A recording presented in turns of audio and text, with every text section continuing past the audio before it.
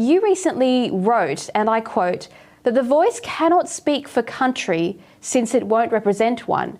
And this quote was accompanied by a photograph of Australia divided into hundreds of tribes. Can you explain this sentiment from your blog? Well, the sentiment is quite clear. You know, you look at the struggles over the last 200 years with Aboriginal people and how they view themselves.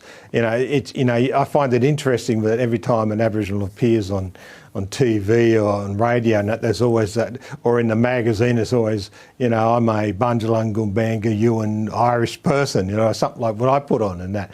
And that's how we identify ourselves. I always call it the post office hotel divide, which is, there's a pub in Redfern where we used to all drink when I was young and a heavy drinker from university days, and we'd be all brothers and sisters, and this is where all the Aboriginals drunk. And then if a fight broke out or a dispute broke out, we all quickly divide into our clans and into our tribes and nations and that. And this is how we see each other, as well as our culture. For instance, Yungal speaks for Yungal country.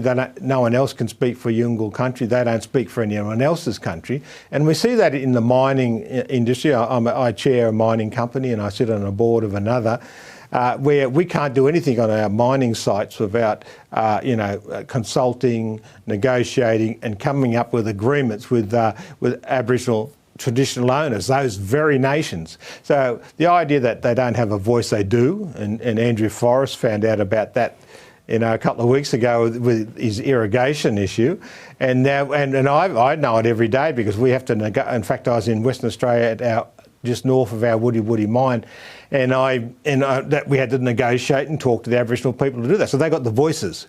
So where are they in this constitutional change? It's almost like that whole map of Aboriginal people, Aboriginal languages, clans and nations have been totally wiped. And they've if you want to put it in their language, they put up a colonial map of all the former colonies who are now states, and that's how we're going to operate from now on. And I just find it bizarre that they're going to wipe out these traditional owner people. And of course, the traditional owners are very upset too, because they do these agreements which have economic outcomes for their people on the ground. People talking from, I own this land, traditional owners, you want to do something on my land, let's have a talk about it. With the third parties, which are the Greens and anti, progressive, economic growth of Aboriginal people, and then they try and disrupt that. And we've seen that with Adani, we've seen that with a number of projects, Beetaloo and so on.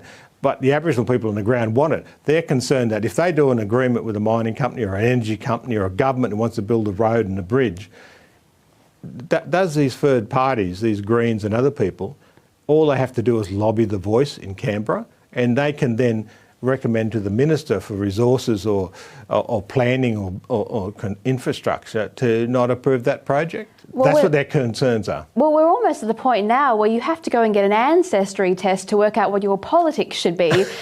And quite frankly, I'd like a voice in Nordic politics, Polish politics and Welsh politics.